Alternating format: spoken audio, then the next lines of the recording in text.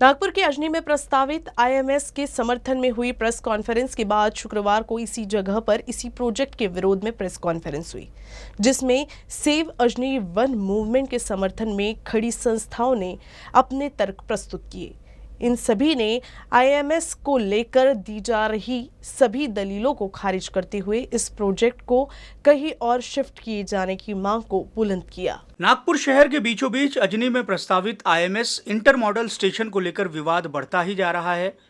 इसके समर्थन में उठी उद्योग जगत की आवाजों के बीच अजनी में आईएमएस के निर्माण के विरोध में पर्यावरणवादियों की पहले से ही उठ रही आवाजें और मजबूती से उठती दिखाई दे रही हैं। शुक्रवार को सेव अजनी वन मूवमेंट से जुड़ी कई संस्थाएं एक साथ आईं और संयुक्त प्रेस कॉन्फ्रेंस लेकर आईएमएस के अजनी परिसर में निर्माण को विकास नहीं हट करार दिया। 490 एकड़ खाली नहीं है, वहाँ पे कुछ ना कुछ है। आज स्कूल है, मंदिर है, मस्जिद है, चर्च है, काफ़ी सारा शॉपिंग ये है, सब कुछ है वहाँ पे।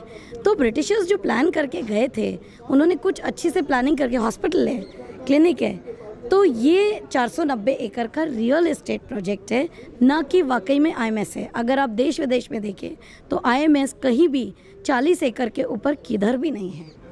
तो ये हट का विकास नहीं हुआ तो क्या, और जबकि रूल में नहीं बैठता है फुटाला।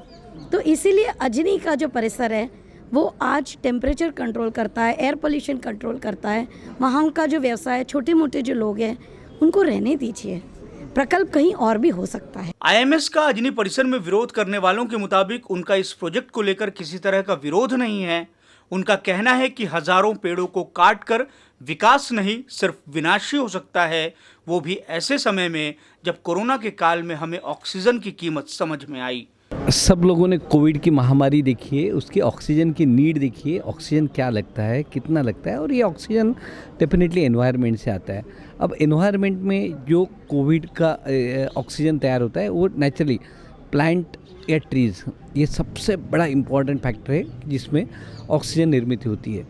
तो अब ये जो ऑक्सीजन निर्मित करने वाला प्लांट ही अपन उखाड़ा जाए या किया जाए, मैं किसी चीज़ को, डेवलपमेंट को अपोज नहीं करूँगा, पर मेरा एक ही कहना है कि पेड़ों को बचा के कुछ अच्छा डेवलपमेंट होता है तो वो जरूर करिए। सेव अजनी वन मूवमेंट से जुड़े लोग अजनी में ही आईएमएस के निर्माण को संदेह के तौर पर भी देख रहे हैं।